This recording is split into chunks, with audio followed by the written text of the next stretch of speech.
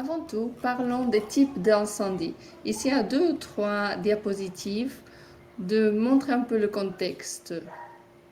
Quand nous parlons des types de forêt, le 5 c'est le moins complexe et le 1 c'est le plus complexe selon la duration ainsi que d'autres facteurs qui augmentent le risque de ces incendies. Souvent, ça dépend des ressources et de la duration. Donc, aujourd'hui, nous avons nos commandants qui vont nous parler du type d'incendie numéro 1. J'ai une autre diapositive. Là, nous avons notre structure d'incident. Vous voyez qu'il y a plusieurs catégories et le commandant a une responsabilité complète de l'incident. Cette structure vient du système de gestion de feu et ça peut être utilisé pour plein de types d'incendies. Ce qui est bon de cette organisation, c'est que s'il y a d'autres gens qui ont reçu cette formation, ils peuvent mieux comprendre le flux de l'information. Donc, pour en parler un peu plus, je ne vais pas lire le cadre entier, mais vous voyez les différentes structures de commande et les couleurs. Nous avons la secteur des opérations, de planification, de logistique et d'administration et financière. Au-dessus, il y a plusieurs ressources selon la complexité de l'incident. Quand nous parlons de type 3, le commandant de l'incident fait plusieurs tâches en même temps. Leur responsabilité générale, c'est d'établir les objectifs et ils ont certaines ressources pour les aider à accomplir cela. Donc ça, c'est un résumé général de notre structure de commande et les responsabilités de ceux qui sont avec nous aujourd'hui. Donc, bienvenue à nos orateurs. Je vois qu'il y a Jane. Bonjour, bon après-midi, James. Bonjour Maria. Oui, je teste juste l'audio. Je vais présenter tout le monde. Avant tout, nous avons Hugh Murdoch qui travaille dans le service BC Wildfire, dont il vit dans les terres ancestrales des nations autochtones. Tom Welsh est un protégeur des forêts à Alberta. Jane Perk est spécialiste des incendies et de la végétation avec Parc Canada dans le parc national Banff, situé sur le territoire traditionnel des Premières Nations de Traité 6, 7 et 8, et sur la terre natale de la nation métisse. Et James McKinnon travaille avec le secteur de ressources naturelles et renouvelables du gouvernement fédéral et il vit dans Nova Scotia. Nous vous encourageons de lire leur biographie. Nous n'allons pas rentrer en détail. Nous devons commencer. Et vous serez étonnés de savoir que la gestion des incidents n'est pas leur travail principal. Ils le font beaucoup pendant l'été, mais ils font d'autres choses aussi. Je veux mettre je veux souligner le travail de James avant tout. Donc, est-ce que tu peux nous expliquer un peu ce que tu fais, James? Oui, bien sûr. Je veux juste prendre quelques minutes pour apprécier ce temps et parler de la fondation des pompiers au Canada au niveau national à Ottawa. C'est une fondation qui a été établie en 2004 pour honorer et rappeler tous les pompiers morts et soutenir leurs familles. L'année dernière, c'était tragique. Nous avons perdu le plus haut nombre de pompiers dans une saison, le plus haut taux de l'histoire, avec 8 personnes qui sont mortes. Donc, l'été dernier, le centre de pompiers national a été l'hôte du mémorial annuel où ils ont envoyé un orateur et ils ont donné du soutien logistique pour soutenir les familles des morts. C'était aussi la plus grande représentation de pompiers des territoires et nous avons pu coordonner un avion qui a été fourni par la province du Québec. En septembre, cette fondation des pompiers décédés vont honorer ces 8 pompiers décédés un mémorial à Ottawa et nous espérons que toutes les agences des incendies enverront de la représentation à ce week-end pour honorer et nous souvenir de ces 8 personnes décédées et soutenir leurs familles. Merci beaucoup. Merci d'avoir partagé cela, James. J'apprécie cela. Nous sommes prêts à commencer. Commençons tout de suite. Nous avons une ronde de questions et c'est le sujet que nos orateurs vont répondre en 2 minutes ou moins. Ils essaieront. Donc,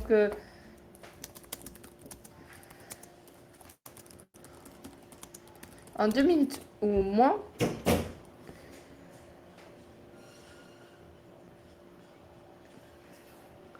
répondez à cette question. Je ne pensais pas que tu allais commencer avec moi, mais d'accord.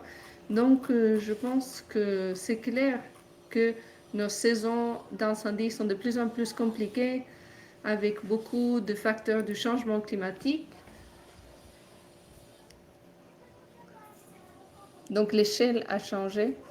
J'étais aux incendies en 2021 et Hugh était sur un appel et il a mentionné en fait que que notre idée du succès est en train de changer. Et nous avons dû faire cela plusieurs fois dans les dernières saisons. Il y a eu nous avons plus de pression, moins de ressources et ce qui espère le public par rapport à ce qu'ils veulent savoir, ce qu'ils espèrent savoir a changé. Aussi, la quantité d'informations que le public a ou pense avoir sur les incendies. Et je pense que ça augmente la pression sur les commandants et sur leur performance. C'est une grande pression de protéger leurs travailleurs. Quand Jane parle pour nous, le plus important, c'est de garder la sécurité de nos pompiers et du public. Il faut vraiment se focaliser sur cet objectif principal de protéger les personnes. Mais c'est de plus en plus compliqué, tenant en compte les conditions que nous voyons, et ça ne s'arrête plus. Nous parlons que de la température, donc c'est possible que nous commencions la saison en janvier ou février dans les montagnes. Donc voilà. C'est vrai que cette saison sera compliquée apparemment. Merci Jane. À Todd. Même question. Quels sont les défis principaux pour les équipes de commandants pour la gestion des incendies au Canada? Et juste pour vous rappeler, je pense que j'ai parlé un peu vite. Est-ce que vous parlez doucement pour avoir une bonne traduction? Merci Todd. Merci Maria. Donc, je ne peux pas parler pour le Canada, sinon que je parlerai personnellement de ce qui se passe en Alberta, surtout cette dernière saison, avec beaucoup des incendies, de feux de forêt. Notre plus grand défi a été les ressources. Donc, d'avoir les ressources appropriées quand l'on a besoin, où l'on a besoin, et pendant la duration de temps appropriée. Ça a été vraiment compliqué et ça affecte les autres facteurs aussi, comme par exemple le réchauffement du climat, en plus la duration des saisons d'incendie qui augmente, la fréquence des feux, et donc on a de plus en plus de pression et ça demande plus de ressources, surtout quand on tient en compte qu'il y a plein d'incidents qui se passent en même temps et tout ça demande des ressources en même temps. Et il faut se rendre compte du fait que les priorités changent jour le jour, même heure l'heure. Donc ça, c'était un défi pour moi et pour notre équipe de planification, de pouvoir planifier et comment utiliser les ressources. Donc voilà, les ressources, c'est le principal défi. Merci Todd. Et c'est toujours compliqué de savoir combien de ressources il faut et il faut donner assez de temps pour que tous les pays soient d'accord. Je comprends ce défi à, à petite échelle et aussi à grande échelle où tout le monde te demande combien de ressources, et de combien de ressources précisez-vous. Donc, Hugh, et pour vous, quels sont les défis principaux? Merci, Maria. Bonjour à tous et à toutes de la Colombie-Britannique, British Columbia. Moi, je parle de ma région et ce que je pense, c'est que l'un des défis,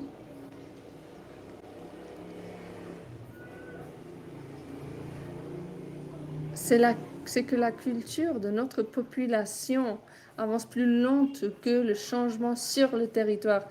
L'environnement des feux a changé dramatiquement dans les dernières décennies, que l'on appelle changement climatique ou quoi que ce soit, mais en tout cas, il faut beaucoup plus de ressources qui doivent être protégées sur le paysage. Et ce que j'aimerais bien voir, et ça va demander de l'effort de la part de différentes agences gouvernementales, ainsi que du système d'éducation, c'est de rendre la culture des incendies plus accessible pour la population, le faire entrer dans le système scolaire. Je pense que ça serait un ingrédient clé pour aider les gens à mieux comprendre ce que l'on risque dans le paysage et ce que nous pouvons faire en tant que nation collective. Non seulement les experts, sinon aussi la population pour essayer de réduire les impacts et améliorer notre travail vers un objectif commun. Donc, ça sera ma réponse assez bref. Merci beaucoup, Hugh. En fait, Jane et moi, en parlions l'autre jour, en nous préparant pour cela, nous parlions de comment comprendre le rôle du feu sur le paysage et plus d'éducation sur l'importance du feu et un usage correct, mais aussi de l'éducation publique par rapport à comment les feux sont gérés et jusqu'à quel point nous pouvons les gérer. En fait, oui, je pense qu'il y a des lacunes et du travail à faire. Donc, merci de ta réponse, Hugh. James, quels sont pour toi tes défis principaux? Oui, beaucoup du bon contenu dans les réponses. Et moi, je suis d'accord avec Jane, parce que je pense que notre défi principal, c'est comment assurer la sécurité des pompiers ainsi que de la population dans ce contexte changeant. Donc, comment maintenir les forêts et les gens en sécurité. L'année dernière, il y a un comportement de feu extrême qui a beaucoup affecté les populations. Nous n'avions pas vu de l'activité de feu en décennies ici à Nova Scotia, mais en fait, nous avons eu 2 incidents en même temps et plus de 200 maisons ont été détruites et tout le monde a dû être évacué. Et ça a exposé nos pompiers à du trauma psychologique et physique, mais il y aura aussi des impacts socio-économiques dans les années à venir. Donc les effets sur les répondeurs des incendies, c'est la gestion de la fatigue, ça comprend l'investigation, la recherche sur les maladies psychologiques et il faut offrir du soutien psychologique aux pompiers. Aussi, il faut rechercher l'effet de la fumée à moyen et à long terme. Il faut mieux comprendre cela. Donc, en tant que membre d'une équipe de gestion de feu, nous cherchons tout le temps de recherche, des investigations nouvelles, scientifiques, des données scientifiques, des ressources, des innovations. Et le 2 février, Canada Wildfire aura des webinaires pendant le long du mois de février qui parleront de la santé psychologique et physique des pompiers. Et j'espère y aller. Excellent. Merci de mettre cela en évidence. Et si j'ai un moment, j'essaierai de mettre ça dans le chat, de l'écrire. parce qu'il y aura des très bonnes sessions. Merci, James.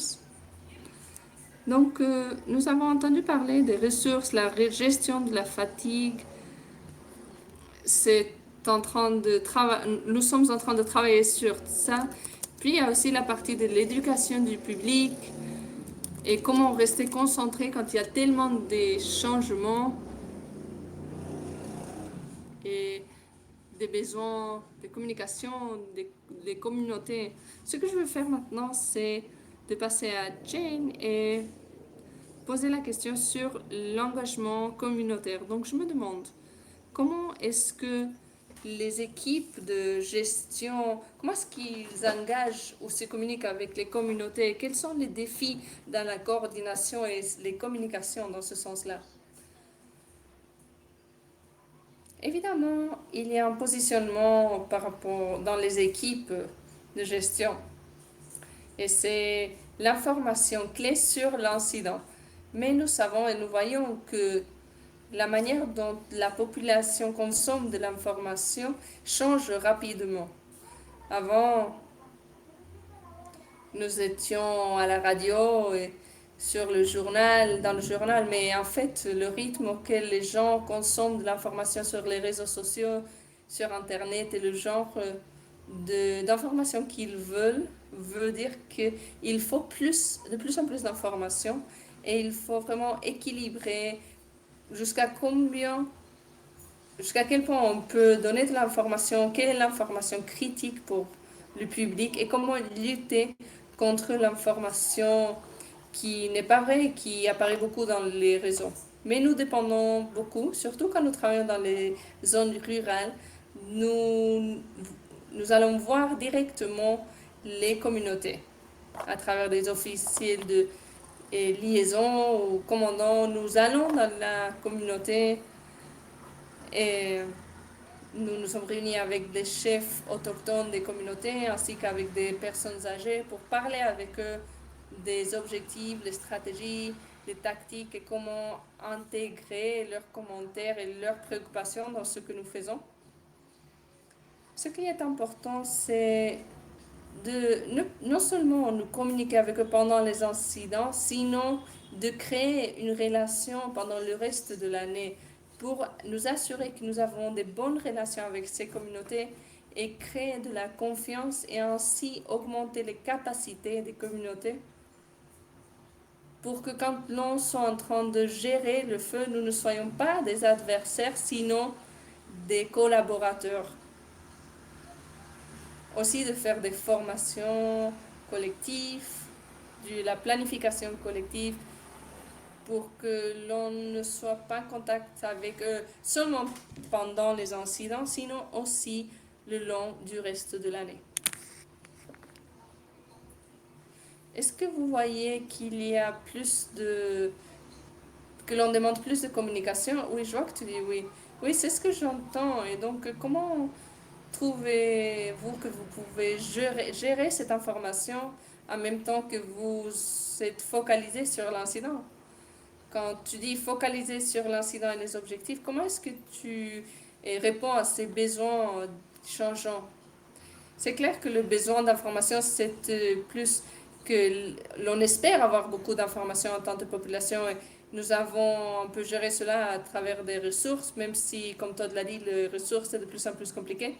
Maintenant, nous avons un officier d'information. Des fois, on en a plusieurs. Nous essayons d'aller plus dans les communautés pour entendre les préoccupations et voir ce que nous pouvons faire pour collaborer. Et juste, il faut équilibrer ce qui peut être offert après un incident. Il faut établir ce que les gens espèrent. Nous ne pouvons pas rendre de l'information actuelle à tout moment. Il faut que, cependant, que les pièces essentielles d'information sont rendues accessibles, genre où les gens peuvent demander du soutien, quand l'évacuation doit se passer. Il faut juste savoir quelle est l'information cruciale et ne pas perdre cette information au milieu de tout le reste. Et aussi voir d'où les gens sortent leur information et être sûr que cette information vient de nous, que nous soyons la source. Je me sens quand j'y travaillais et de la perspective préventive, nous voulons parler plus avec des communautés, expliquer un peu, faire ce genre d'éducation sur la prévention et construire la résilience puisqu'il y a plein des aspects positifs dans le feu, mais je n'avais jamais entendu ça dans le contexte de établir une probabilité de succès dans les communautés où les feux ont lieu pour qu'ils comprennent mieux comment ça peut se passer. Alors c'est très intéressant ce que tu racontes. Merci Jane. On en a parlé au début sur le changement de l'environnement, donc je passe à James et j'ai quelques questions sur l'environnement. Comment est-ce que ces changements ont affecté comment vous réagissez? Est-ce que vous avez vu des changements? Oui, oui, en fait, oui. Quand je pense aux conditions climatiques et comment elles affectent nos actions, je pense que l'environnement et des feux comprennent les forêts et les paysages. Le changement climatique a beaucoup affecté l'environnement des feux. Non seulement ça affecte le climat, sinon aussi les combustibles des forêts à travers la disparition des forêts.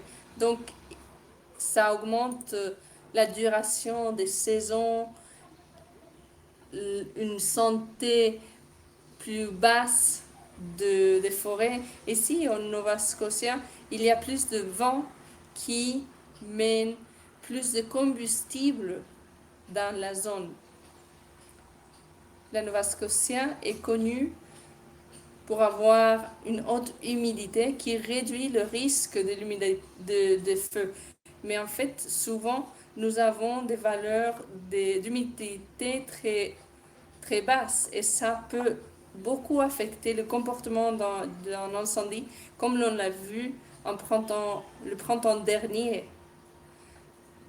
Il y a un feu juste dehors Halifax et l'humidité était à 13%, ce qui est très très bas en comparaison avec la plupart du pays. Et c'est très très étrange ici dans cette région. Donc non seulement nous avons des jours avec de l'humidité moins haute, mais aussi nous avons des journées avec l'humidité basse ainsi que d'autres facteurs qui augmentent les probabilités des incendies. Récemment, j'ai lu un rapport écrit en 1950 après un feu ici dans la Provence.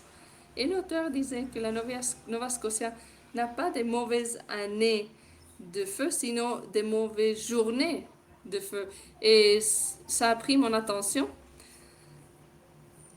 Et tenant en compte les nouvelles conditions, je changerai cette déclaration. Je dirais qu'à cause du changement climatique, notre région n'a pas de mauvaises années de feu, sinon de mauvaises semaines de feu.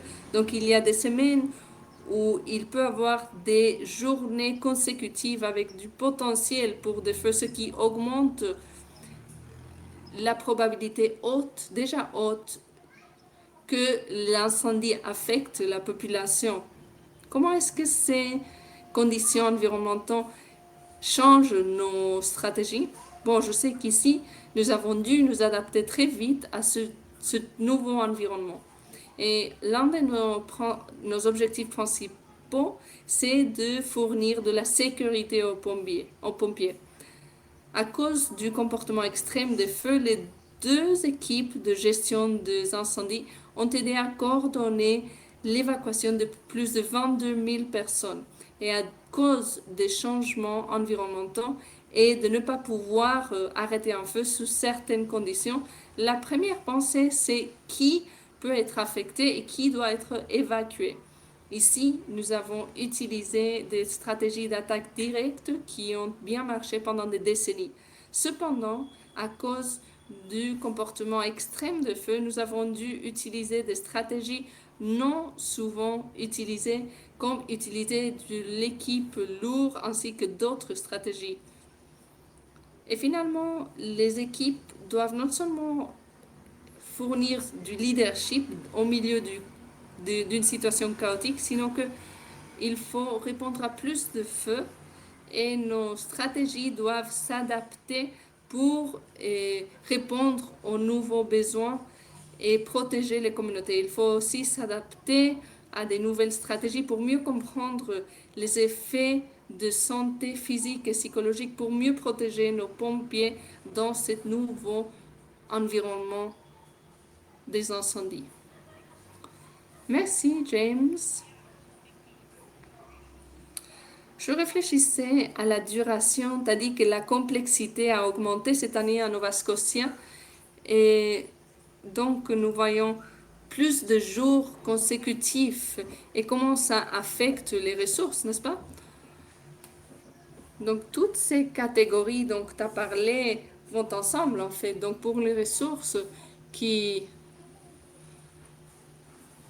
pour les équipes qui n'étaient pas habituées à travailler pendant ces jours consécutifs, maintenant doivent s'habituer. Une autre question. Est-ce qu'il y a des phénomènes environnementaux non compris dans ce monde? Oui, en fait, je pense que les effets du changement climatique ne sont pas bien compris à ce moment. Simplement, nous ne savons pas jusqu'à quel point ça peut empirer. Je pense que tout a changé, nous ne connaissons plus les règles et nous ne savons pas comment gagner, ce qui est plus important encore. D'accord, merci James. Par rapport au fait que les règles changent, ça peut nous mener vers une question que j'ai pour Hugh par rapport à la formation. Ma question spécifiquement, c'est comment est-ce que les équipes sont formées pour ce genre de feu de forêt? Comment pourraient-ils être formés, éduqués? Est-ce qu'ils sont éduqués pour ce que nous ne connaissons pas? Merci. Est-ce qu'on se prépare pour des événements plus sérieux? Je ne dirais pas oui.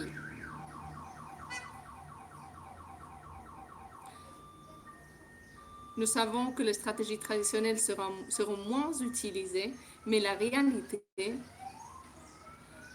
c'est que les stratégies générales doivent être utilisées à grande échelle. Il faut des stratégies à grande échelle pour lutter contre des incendies à grande échelle. Je pense que ça va devenir de plus en plus important et c'est à cause du changement climatique. Notre contexte est un endroit plus chaud, plus sec, le feu c'est plus volatile. Je pense que c'est le cas. Et par rapport à l'éducation ou les formations, je pense que dans mes conversations avec d'autres agences qui sont venues ici nous aider, et ça, je pense que l'on entend parler de ça tout le temps dans nos équipes. Nous avons un défi de rétention. Et puisque c'est si compliqué, il faut focaliser une grande partie de notre formation sur les niveaux de base des organisations des pompiers. Donc les demandes, les exigences des programmes de formation, nous regardons les IAT, ils font partie d'une catégorie plus générale.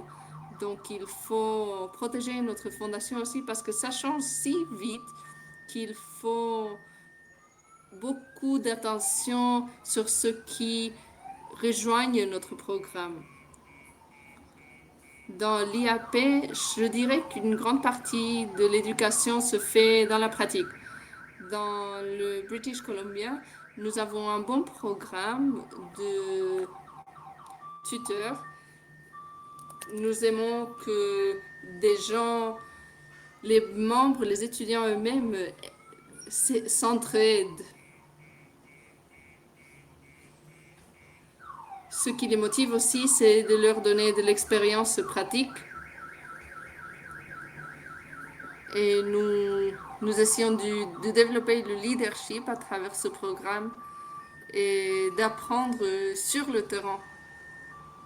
Une grande partie de cela se passe dans les déploiements de feu, mais c'est intéressant de voir aussi comment ces déploiements uniques, qui sont beaucoup moins communs, sont très intéressants aussi. Et je pense que le déploiement à la British Columbia se passe aussi. Par exemple, il y a eu des inondations il y a quelques années. Nous avons eu quelques équipes de gestion. Il y a aussi des glissements de terrain qui se passent qui affectent les populations des saumons. Donc c'est un environnement qui change beaucoup des incendies. Mais bon, il y a aussi des agences avec lesquelles nous travaillons, avec nous ne sommes pas habitués, mais notre équipe a commencé à y participer. Et donc, c'est des expériences de formation uniques. Il vaut aussi la peine de dire, je ne sais pas si c'est pareil ailleurs, dans d'autres agences, mais chez nous, nous dépendons des membres de notre équipe qui ne soient pas nécessairement liés à notre agence, sinon à des autres agences comme des agences de forêt, des autres ministères dans le gouvernement provincial. Donc ça, c'est un autre défi et nous avons de la chance d'avoir cette base disponible. Mais il faut reconnaître que la formation dont ils ont besoin ne sera pas toujours applicable à la gestion d'incidents. Et je suggère que tous les orateurs aujourd'hui, ceux qui travaillent dans les équipes de gestion de feu, leur journée quotidienne les éduque pour les autres secteurs. La dernière formation que j'ai faite, c'était un cours de judo verbal, ce qui est utile dans tous les jours pour moi, que je sois déployée ou pas. Et c'est donc important de reconnaître que il faut qu'ils obtiennent ces formations. Et il faut aussi dire, j'espère que d'autres organisations le fassent aussi, nous avons des briefings saisonniers dans le printemps, par exemple, et nous utilisons du temps pour intégrer un component éducationnel avec des orateurs qui est des talents spécifiques que nous considérons importants. Puis, le long de l'été, l'on est déployé dans des circonstances très différentes, très variées, dans des endroits différents aussi. Et l'on a des expériences différentes. Donc, la semaine prochaine, l'on se retrouvera en tant que grand groupe. Et quelque chose d'important dans cette réunion sera de partager les leçons apprises et partager les expériences. Donc, pour apprendre les uns des autres, je pense que ça serait assez utile pour nous. Ce n'est pas toujours d'écrire oui, j'ai fait cette formation. Je dirais que normalement, il n'y a pas assez de temps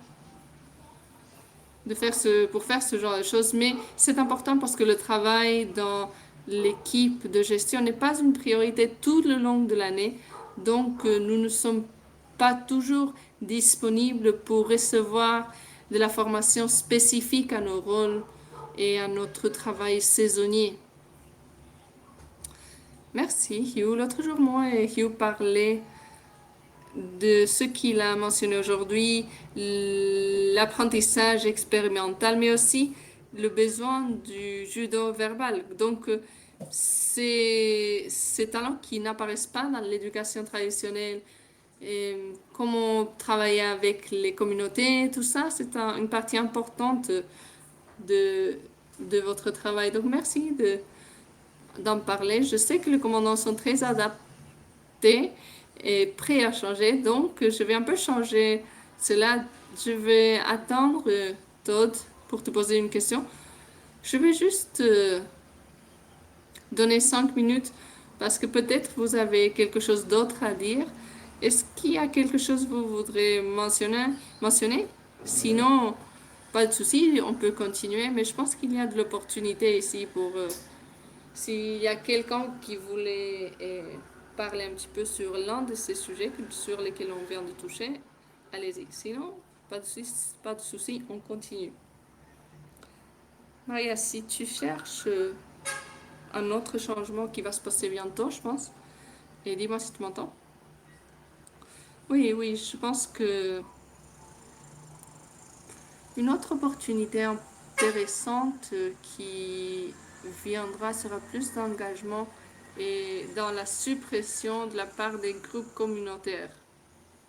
Plus de dépendance sur Premières Nations et aussi reconnaître que nos agences vont être très engagées dans la formation et direction de ces ressources. Donc, je trouve que ça, c'est un grand changement et quelque chose de très bienvenu, mais qui va demander beaucoup d'efforts et beaucoup de patience pour tous ceux qui participent. Donc, ça sera intéressant à voir.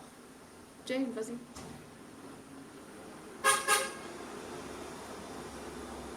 Juste pour répondre à l'une des questions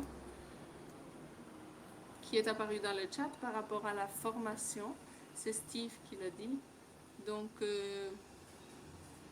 ces incidents durent de plus en plus de temps et sont de plus en plus grands. Donc, cette planification stratégique, je pense qu'il en manque. C'est ce que Steve Taylor a dit dans le chat. Et je pense qu'avec le changement du climat, fait qu'il y ait des événements sans précédent. Mais d'autre part, il faut avoir assez de ressources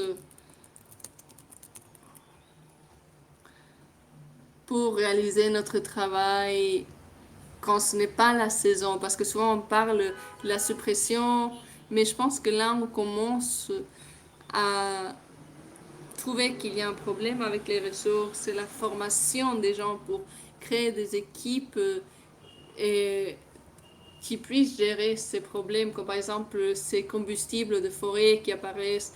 Donc peut-être que l'on réduise le nombre de ces grands incidents. Nous voyons ça ici, nous sommes tellement occupés pendant la saison que notre travail de mitigation est de moins en moins important. Et le stress affecte notre capacité de le gérer aussi.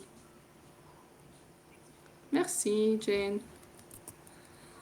Des commentaires intéressants dans le chat aussi, si vous voulez jeter un œil. Est-ce que vous avez quelque chose d'autre à dire? Il y a beaucoup de choses à mentionner. Je vais le laisser pendant quelques secondes et je vais passer aux détails de cet incendie. Jane, peut-être que je peux parler vite fait sur la planification à l'avance. Je pense que c'est bien dit dans le chat le fait on a de plus en plus besoin de cela.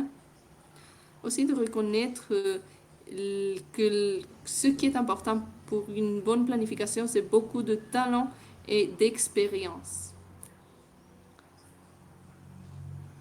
D'avoir des bonnes prédictions du comportement des feux. Et puis, bon, la planification, c'est quelque chose que l'on veut. L'on veut que ça soit une vraie priorité, mais ce n'est pas facile. Cependant, je pense que ça vaut la peine d'y investir.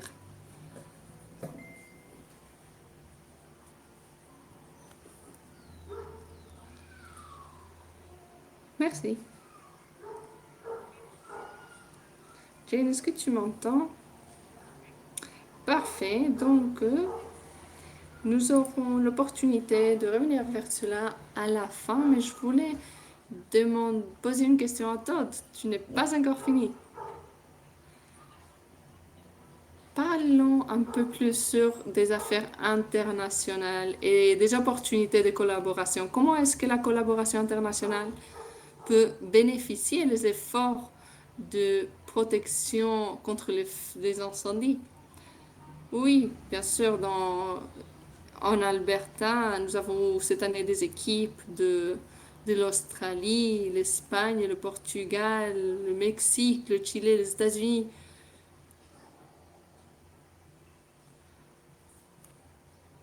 Et moi aussi, j'ai pu aller en Australie pendant leur saison d'incendie. Donc, pour revenir aux ressources, il faut réfléchir avant tout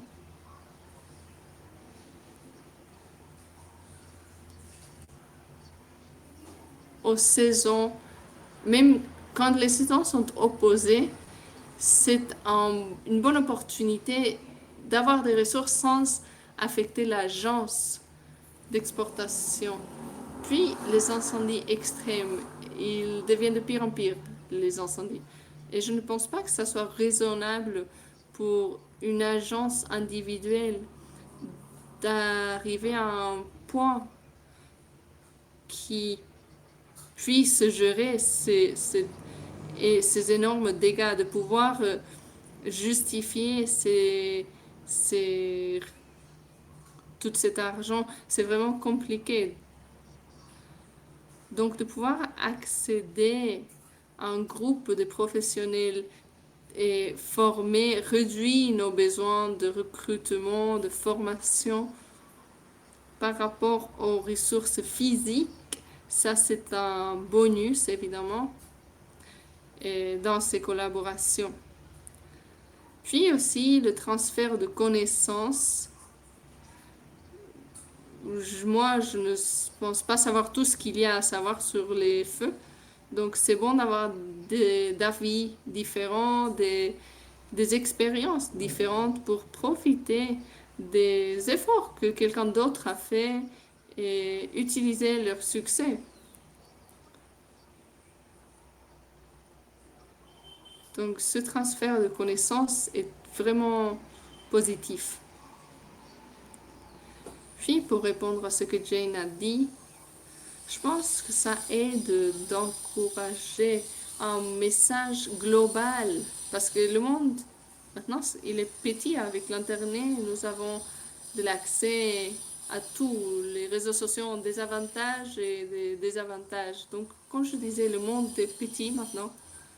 Et c'est facile de trouver des avis contre. Donc, en tant que professionnels de la gestion des incendies, nous ne serons pas d'accord sur tout, mais d'avoir un message global consistant aidera à transmettre ce message au public.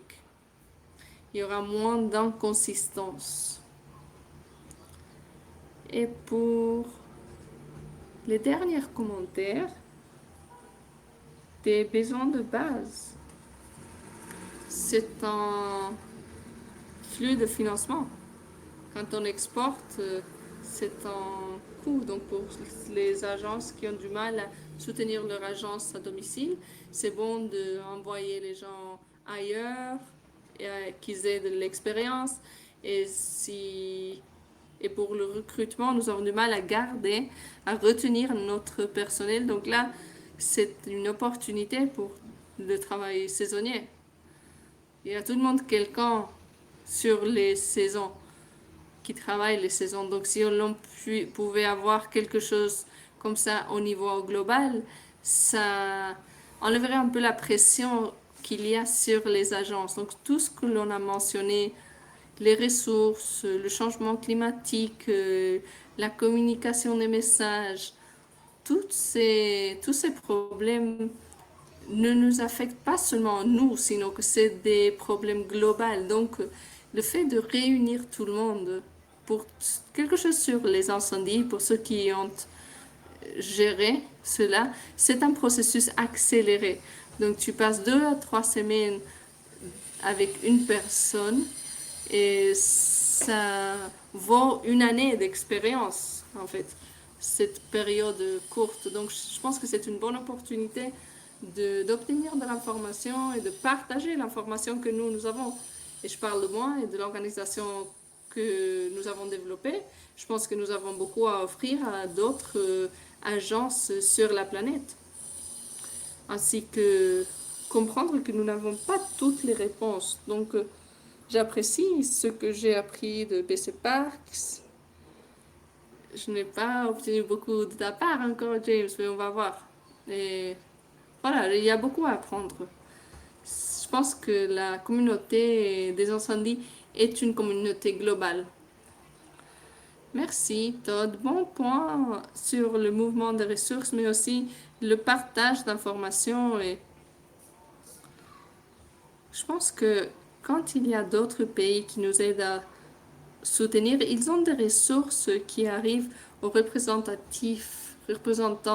des des agences, il y a une opportunité d'utiliser cela. Normalement, ils ont un représentant dans leur bureau central et ils sont là pour soutenir les ressources s'il y a un problème. Mais s'il n'y en a pas, il y a peut-être un transfert d'informations que l'on pourrait faire.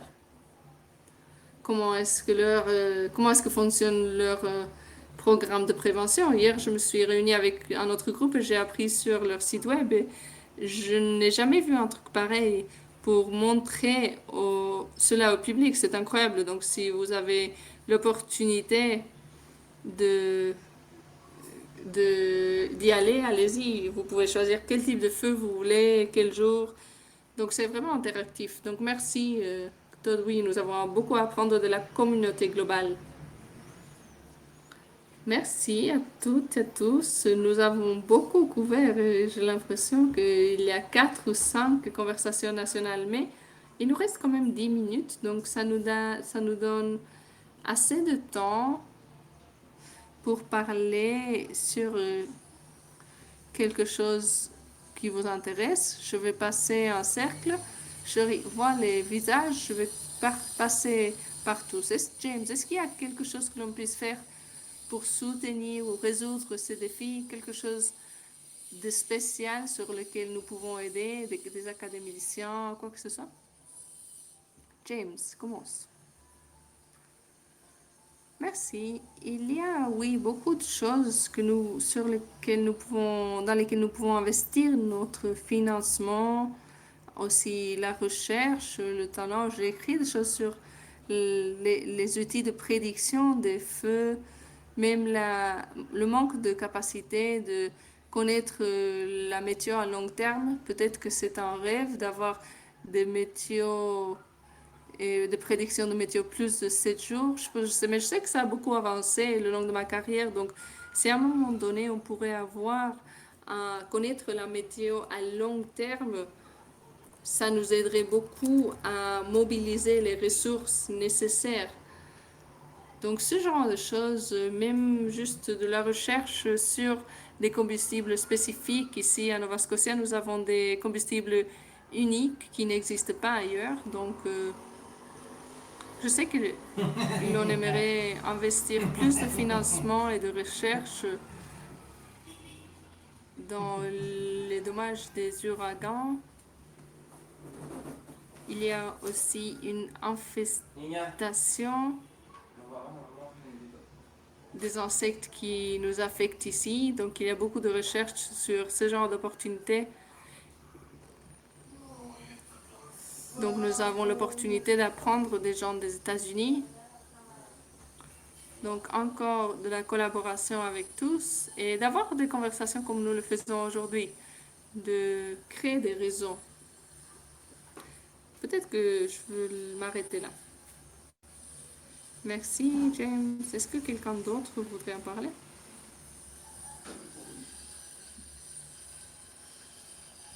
Todd? T'es en silence.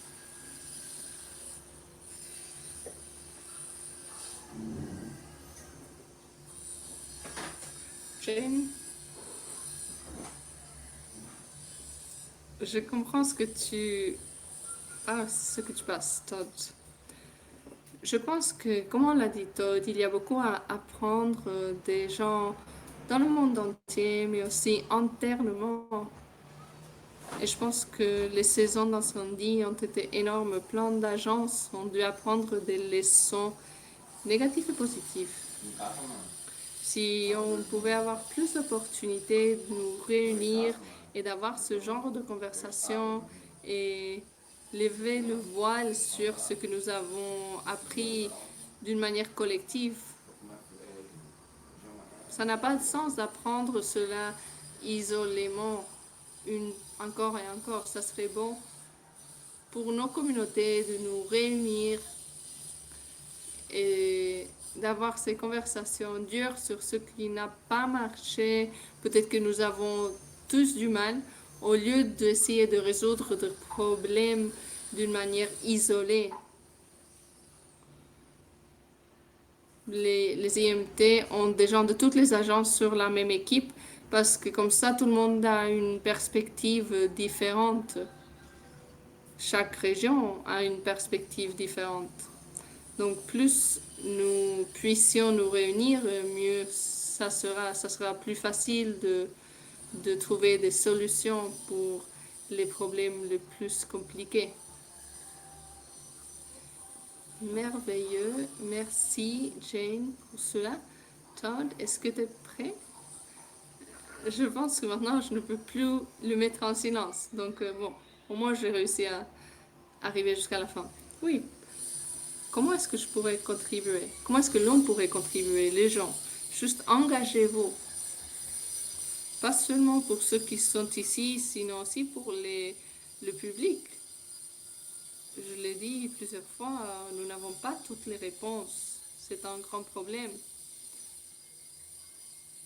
Donc, ce que je suggère, c'est que l'on s'engage, d'avoir une voix, chercher un groupe, une communauté qui est un problème sur lequel vous avez un avis. Et si vous ne trouvez pas ce genre de groupe, créez-le. Une chose sur le Covid et le Zoom, c'est que ce n'a jamais été plus facile de se réunir. C'est faire clic 2 fois. Moi, je ne soutiens pas des réunions sans raison, mais il faut s'engager. Si vous avez des bonnes idées, partagez-les. Ça ne fait jamais du mal de partager notre avis. Et donc, je vous laisse là. Si je ne m'aime pas en silence, c'est parce que je ne peux pas. Merci, Todd.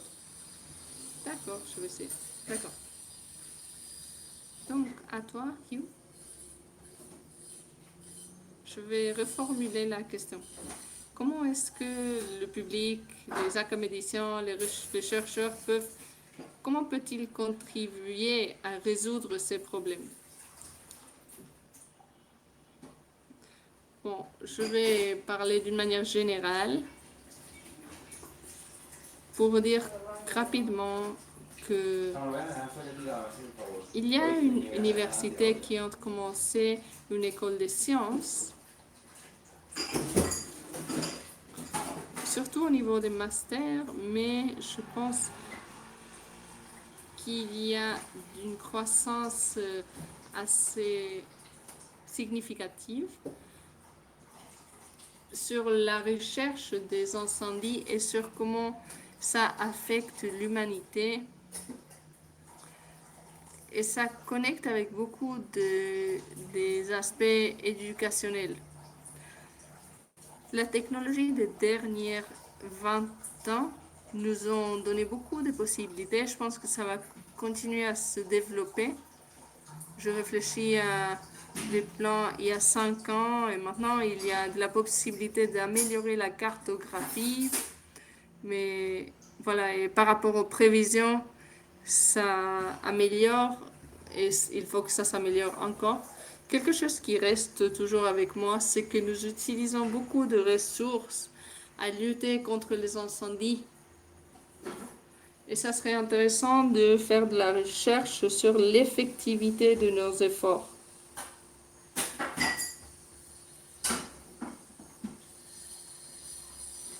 Nous mettons en place des milliers de kilomètres de garde, mais nous ne savons pas mesurer l'efficacité qu'ils ont. Donc, ça serait bon d'avoir plus de recherche sur nos efforts pour bien comprendre jusqu'à quel point nos efforts sont effectifs. Il y aura peut-être des leçons sur lesquelles nous pouvons apprendre pour savoir ce qui marche, ce qui ne marche pas. Et je pense que le monde académique a beaucoup à offrir.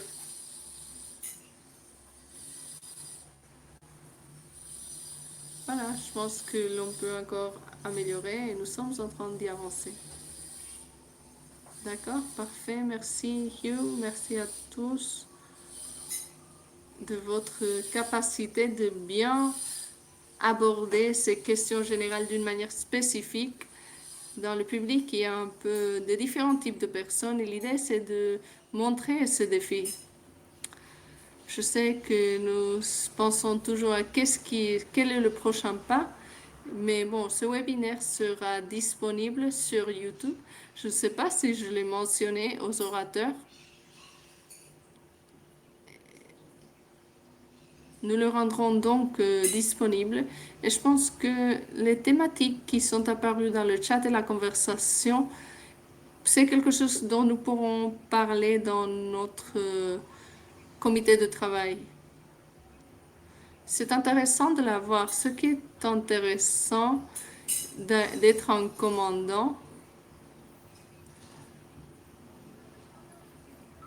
c'est que normalement, on n'est pas avec d'autres personnes dans le même rôle, parce que les équipes ne sont pas formées comme ça. Donc, je pense que c'est un bon début pour de conversations futures. Merci de votre temps avec nous aujourd'hui. Je l'apprécie. Je pense que le public l'apprécie aussi. Et à bientôt.